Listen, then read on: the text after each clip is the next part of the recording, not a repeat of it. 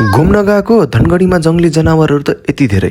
अब यो चाहिँ कुन जनावर हो कमेन्ट गर्नु होला। धेरै दिनपछि लाग्यो साथीहरूसँग घुम्न। आफूलाई चाहिने जति सबै सामान किनिसकेपछि बाटोमा हामीले भेट्यौँ जङ्गली बाँदर र पुग्यौँ हामी जोकरताल। यसो एउटा भिडियो सिडियो बनाइदिएको साथीले चाहिँ भन्छ एउटा सिनेमेटिक भिडियो बनाउने भनेर, मैले पनि बनाइदिएँ। अनि यो युगान्डाको साथीले त खै के हो पोज गर्न लाग्यो। त्यसपछि ल ठिकै छ भनेर हामी जोकरतालदेखि बिदा मागेर यहाँ भैलीलाई पनि यसो हाई हेलो गरेर हामी लाग्यौँ धनचौरीतिर। यो चाहिँ छ जोकरतालभन्दा अलिक पछाडि। यस्तो दामी भ्यूमा पुगेर हामीले यसो बसेर यसो मैले पनि गीतसित गाउन लागेँ। एडभेन्चरस बाटो छ। बिस्तारै बिस्तारै गर्दै हामी त्यहाँबाट पनि फर्क्यौँ।